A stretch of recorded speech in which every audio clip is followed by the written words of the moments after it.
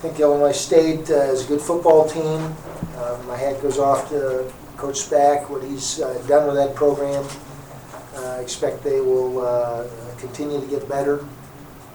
Disappointed in our play, a good portion of the game, but I do believe in our team. I do believe in our players, and I believe in their hearts that this is very important to them, and they will come back and do everything they can to be as good a football team as they can. Right now, we're not as good a football team as we're used to, and I think that doesn't shock them a little bit, but I think it holds us back.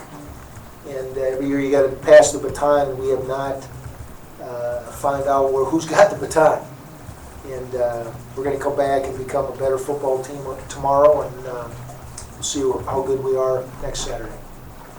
Questions for Coach?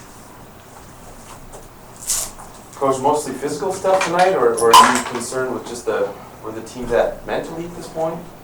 I think the mental part always affects the physical part. You know, if a young man has doubts in his technique or his responsibility or his ability, and I don't think that's the case, but that always slows you down physically. Part of that is we as coaches need to limit things that hold young men back. And I heard a lot of questions to the other young men about starting out flat. I don't think we started out flat, all right? I think we had a great stop on defense. We had the ball driving on offense. We dropped the football. And then after that, we settled back into kind of the mentality we had last week and catch people, catch blocks. You can't do that in football, not against a good football team.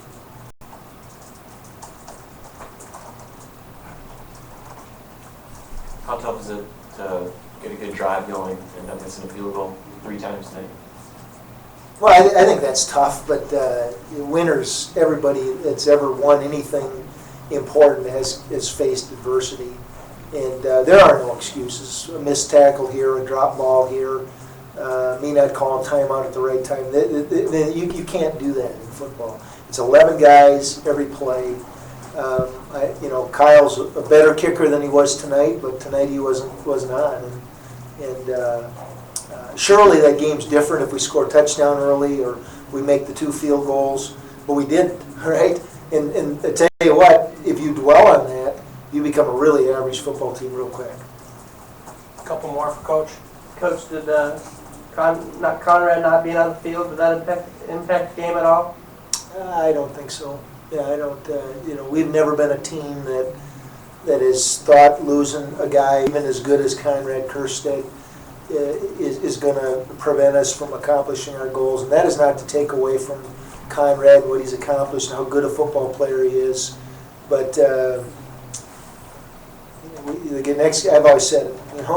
It doesn't matter when you're on the field, you're first string, and you need to do the job. And our guys know that. Our guys don't think about that. But Conrad is a great player, and he's doing a good job right now as a student coach.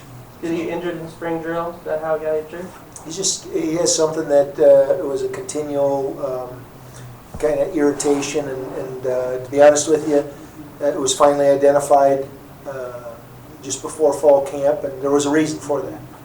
And he had to make a tough decision, and he did. And I think that's really probably all that should be said about his injury. But he's been it's been tough, but he's been a winner in every phase of that decision. Did you talk about Casey Hillman this week? Yeah, I think that is really a need. These last 2 weeks, Casey walking the ball across the state. In our business, sometimes we forget all the things people do for our football program and for our athletic department. And I called Casey this week and talked to him, and it just was a great gesture, a great effort to highlight South Dakota State football, athletics, and the university. So I high-five Casey in as big a way as I can, and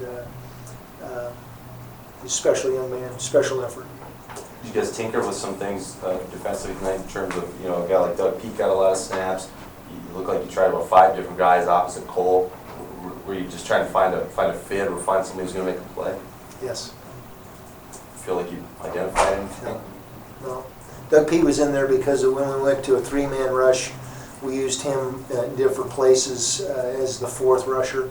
So every time he was in there, he really rushed. Did a nice job. He got the holding penalty one time, got pressure another time. So for a young guy, I think that was a great experience for him, and it was a good decision by our coaching staff. In terms of the corner that you were at the game, they hit us on the bubble screen, and every one of our corners, every one of the guys we put in opposite Cole got cut. And there's 10 guys inside you and nobody outside you at corner, and you can't get cut. And that's what happened.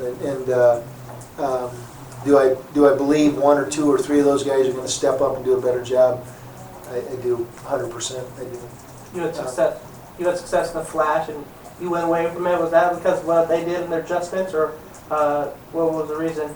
It's not a base offense, So we have 4 plays out of it, and so eventually a good football team says this is what we're going to do.